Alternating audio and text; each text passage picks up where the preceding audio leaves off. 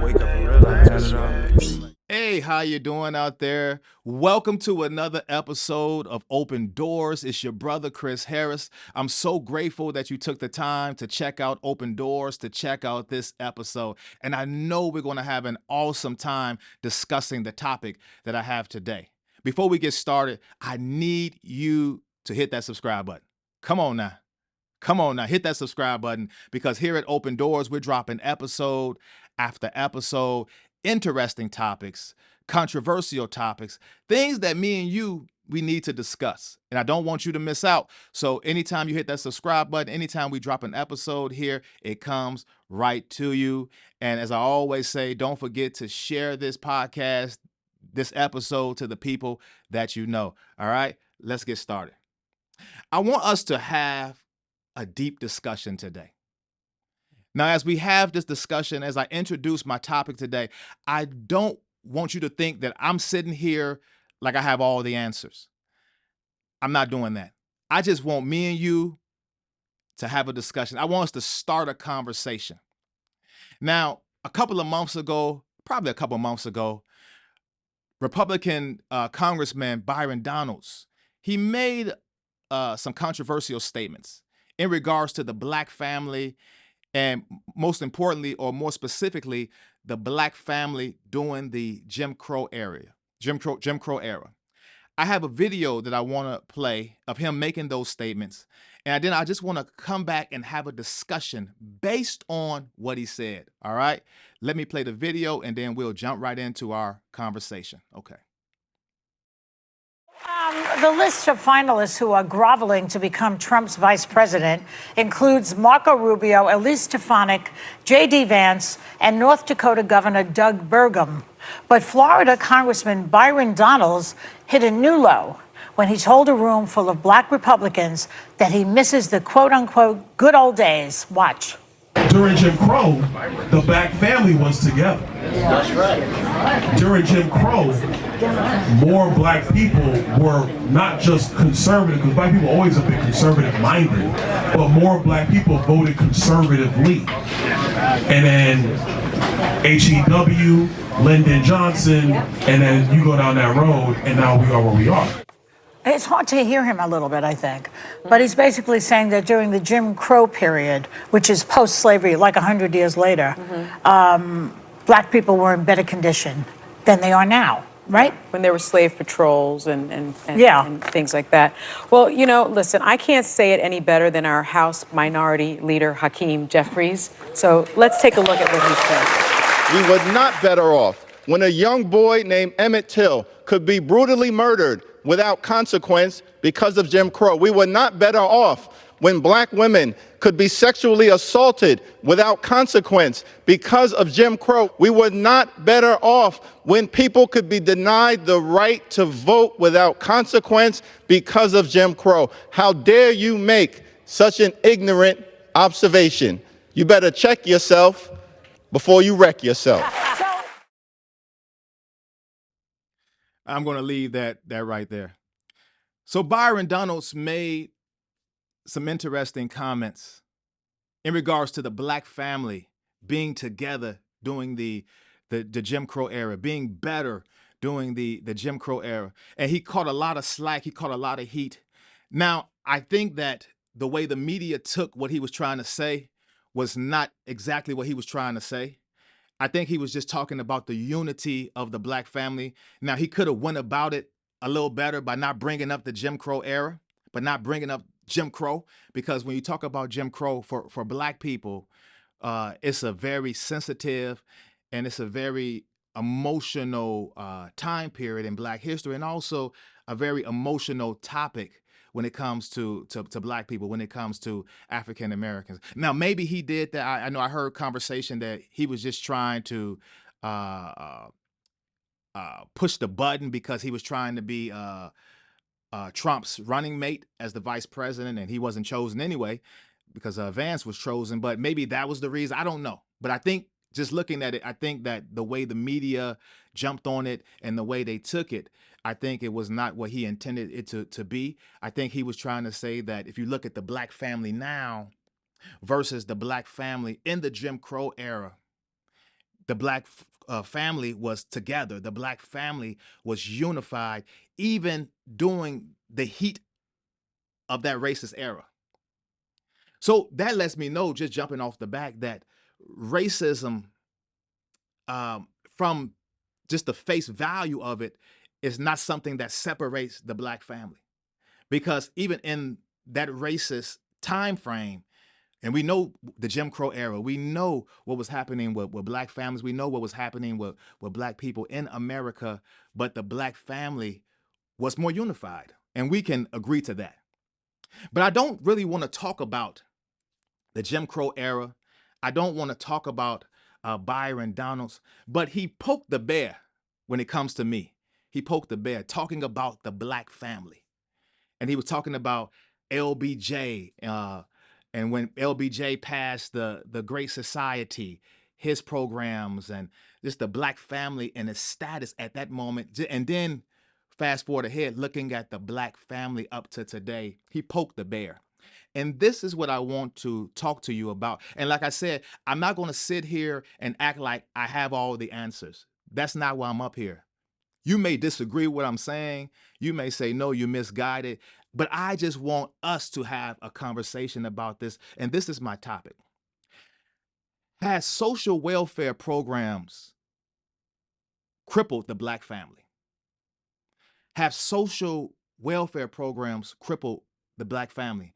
And I want to talk about, has social welfare programs benefited us in any way? When we really look at the social welfare programs, have they benefited us, or were they a weapon for the government, a weapon for America to paralyze us?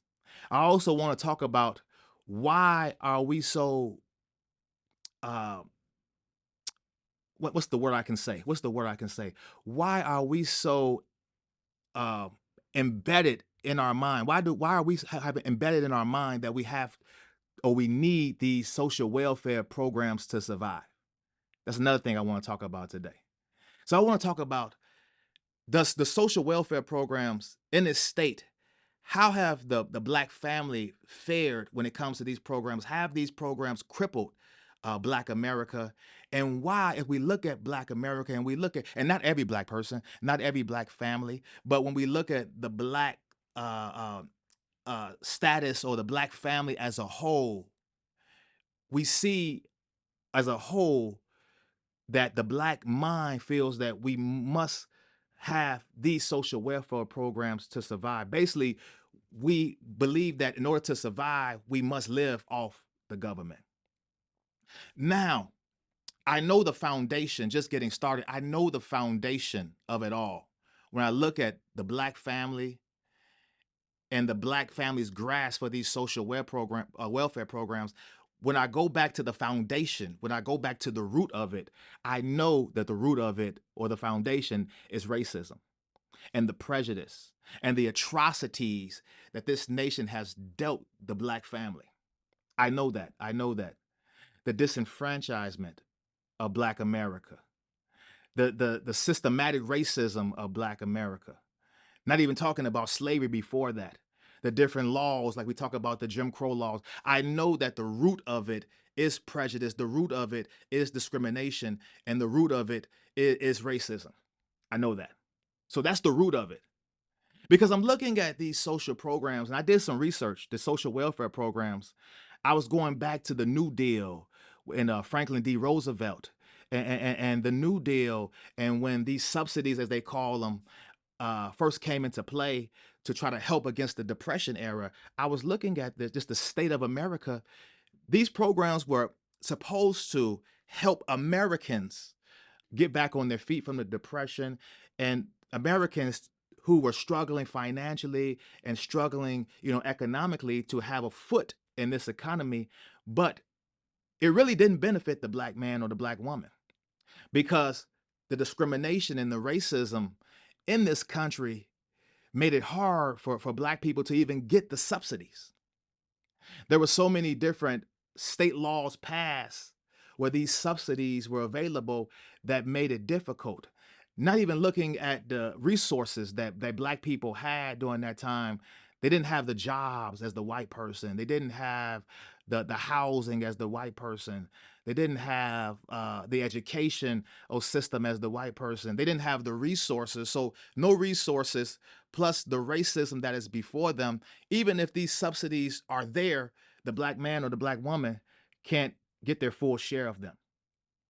And then you go and you fast forward to LBJ and his Great Society, and you see, the Social Security, and you see Medicaid and Medicare. You see unemployment that's there, and the welfare state as itself.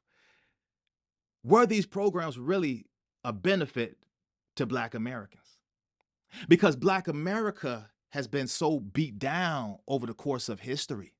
Black America has been so strong-armed through the course of history.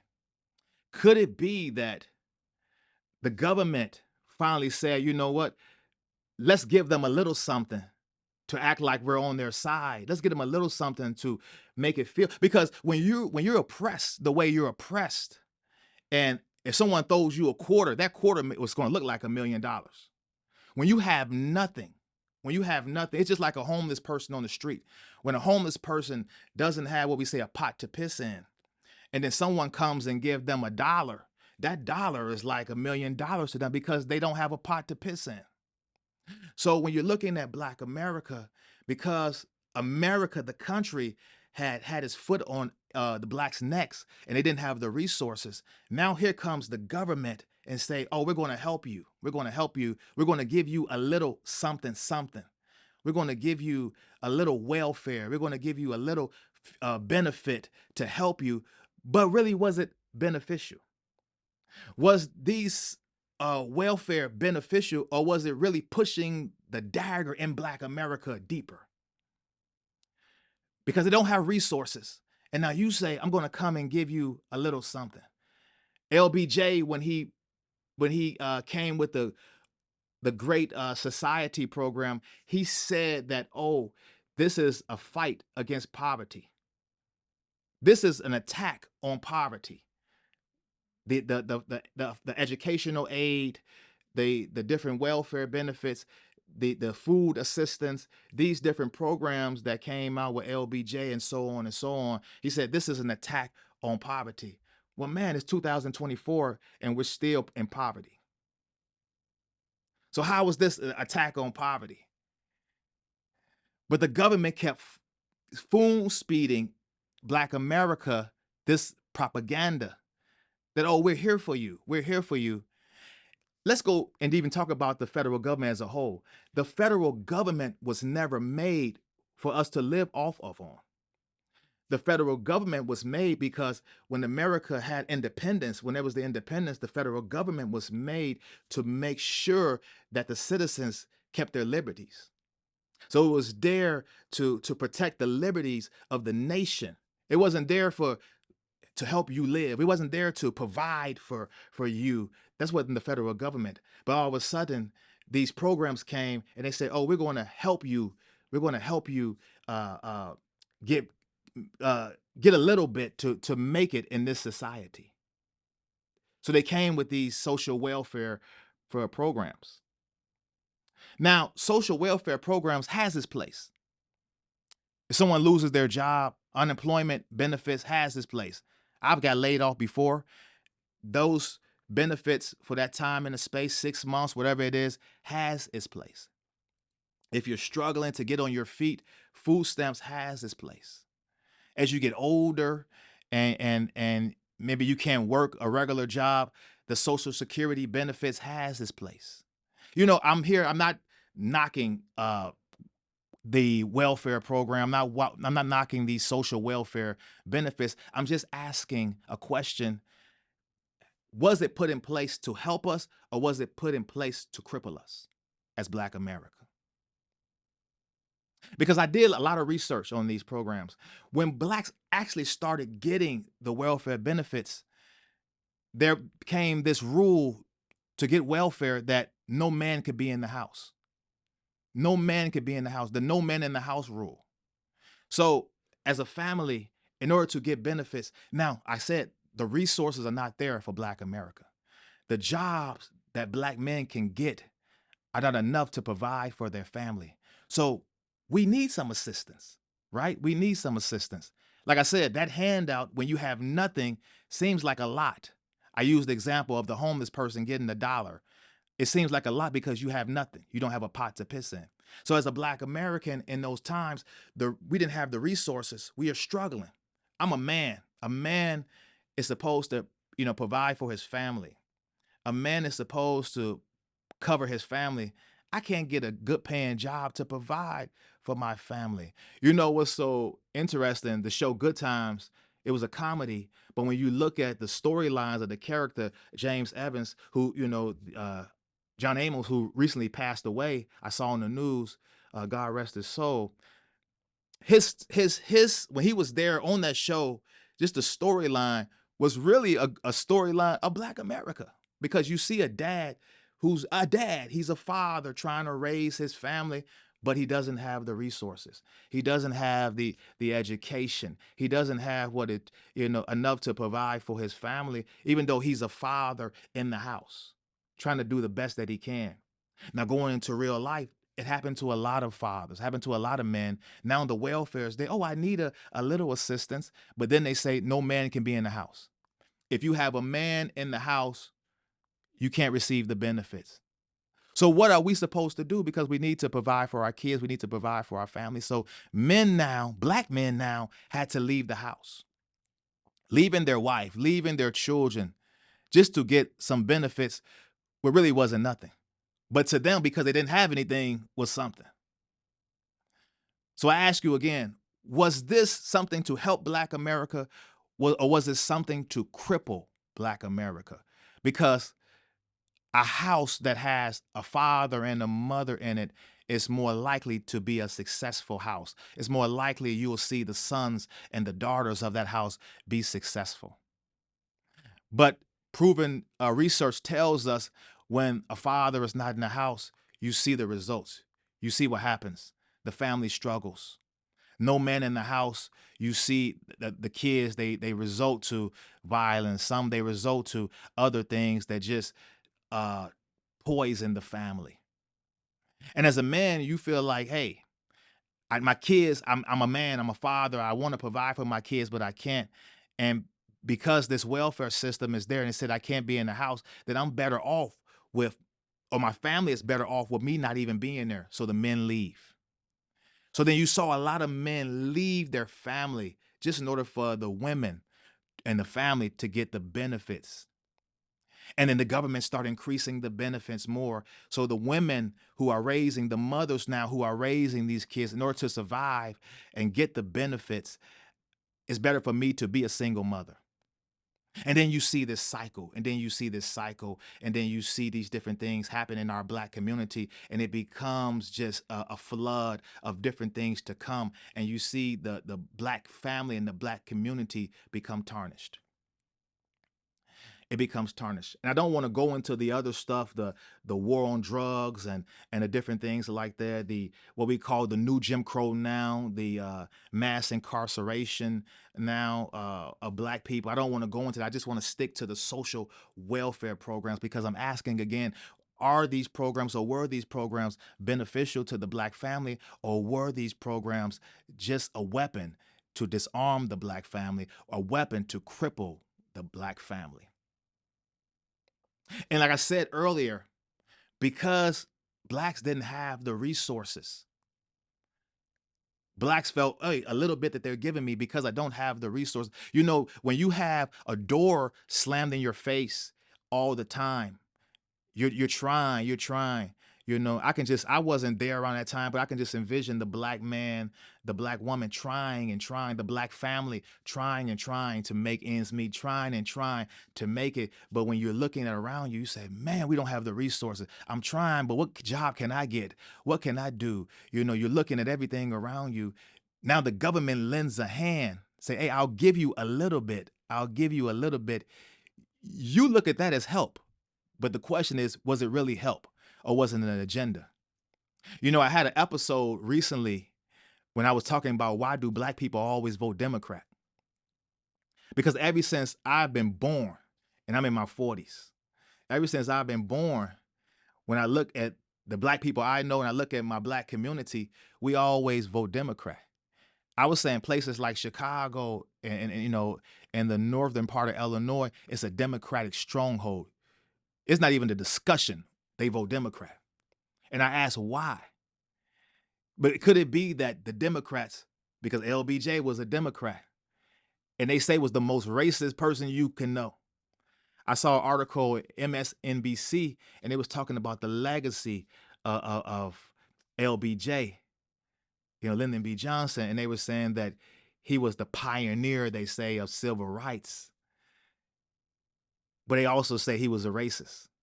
So how can you be a pioneer of civil rights, the Civil Rights Act, they say, on one hand, but then you be the biggest racist on the other hand? It's an oxymoron. It doesn't make sense. So could it be the civil rights? Could it be the benefits was an agenda? There is rumors that LBJ, like I said, I've seen articles on LBJ. There's rumors that LBJ said, I'll have these niggers voting Democrat for 200 years. I don't know if he said that or not, but I read articles that he would use the N-word loosely and regularly. But this is the president that people claim to be a hero, but that's neither here nor there. So could it be that these benefits that the black community holds so dear, could it be that, oh, you look at them as they were trying to help because you didn't have a pot to piss in, it's nothing, we'll give you a little, but could it be the agenda to keep you in their back pocket? Could it be like LBJ said, to have these voting 200 years? Could it be that, oh, as long as we give them a little something to make them think that we're here to help them, that we always have their loyalty? Because what's the alternative? They don't have nothing. I want us to think about that. Like I said, maybe I'm off basis here. Maybe I'm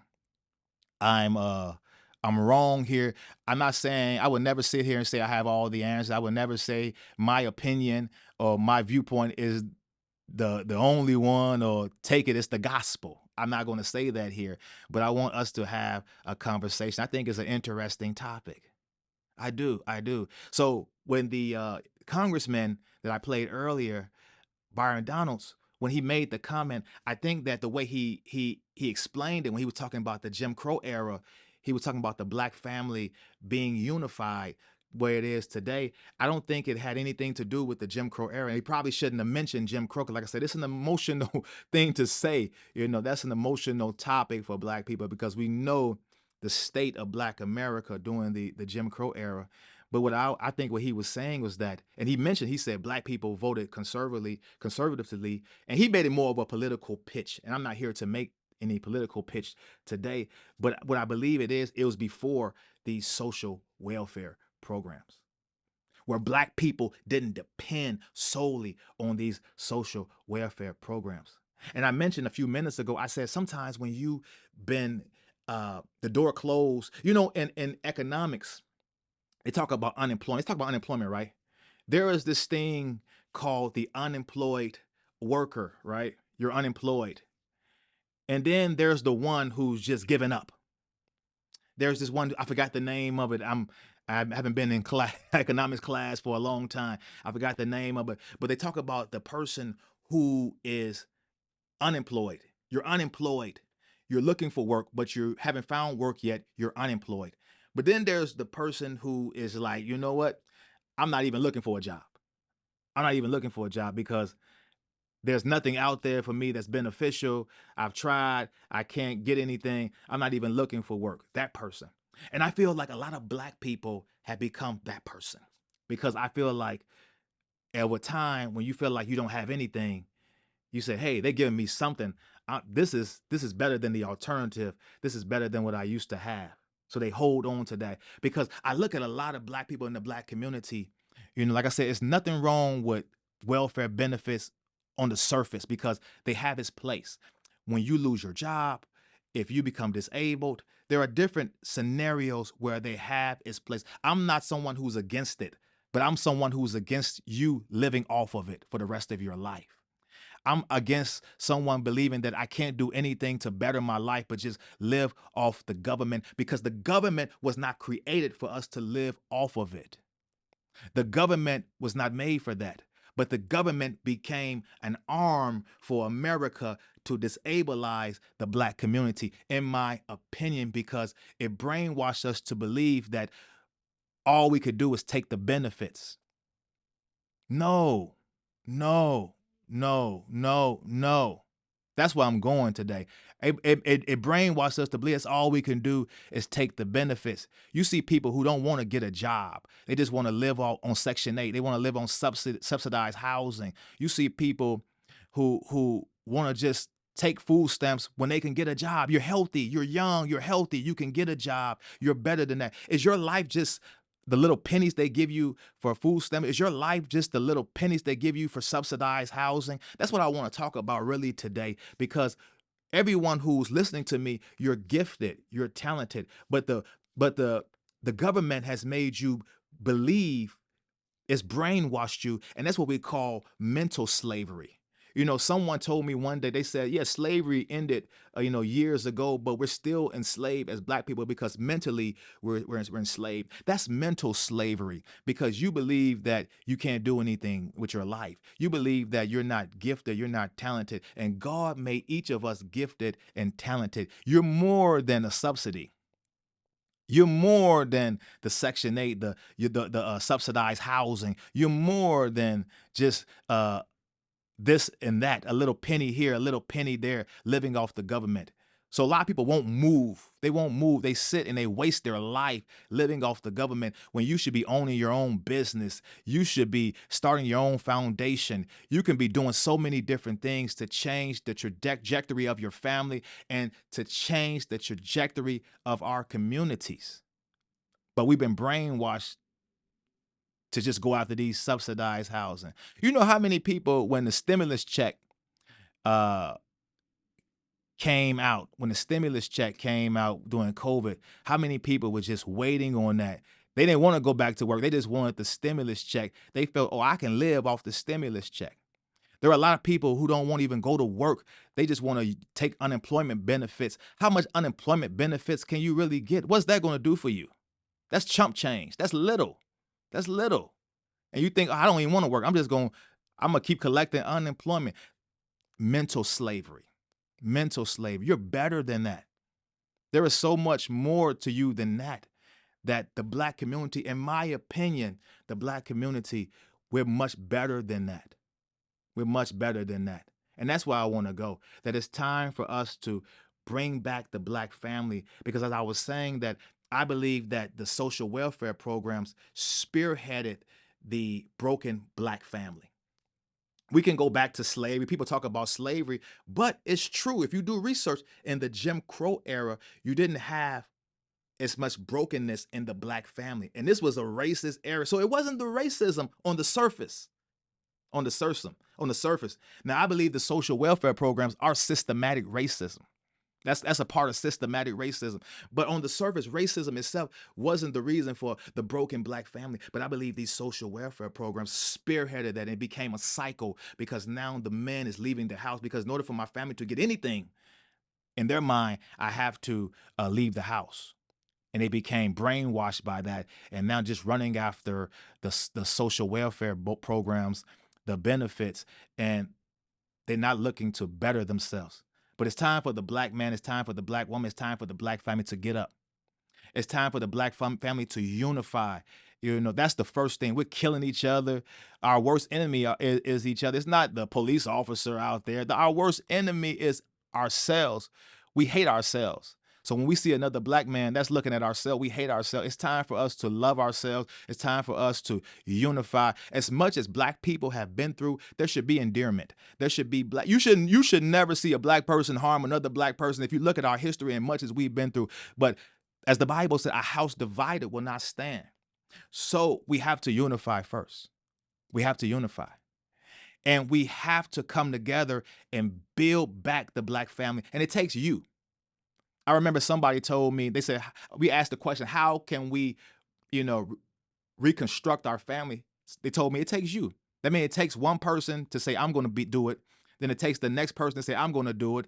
And you keep passing that on. You pass it on to your sons and you pass it on to your daughters. And that person said, I'm going to do it. And that person said, I'm going to do it. It becomes a chain reaction. That's all I have for you today on this topic. We need to have a conversation. We need to have a discussion. Like I said, I'm not saying that what I have here to say is the gospel, that I have all the answers, but we need to talk about this. I would love to know where you stand on this topic. Let me know. Say something to me in the comments section. Whether you agree, whether you disagree, I would love to hear your opinion, your truth. Talk to me. Before I get out of here, I want to give a shout out to the Dream Team, Blessed Dreams Production, my boy Alfred, Eyes Have Not Seen, my sister Marilyn. Remember to connect with your brother on Instagram, Young King 1982. And until the next time an episode drops, be blessed. Talk to you soon. Thank you. Don't ever take nothing for granted, man. Hey, you gotta wake up and realize that it seems like things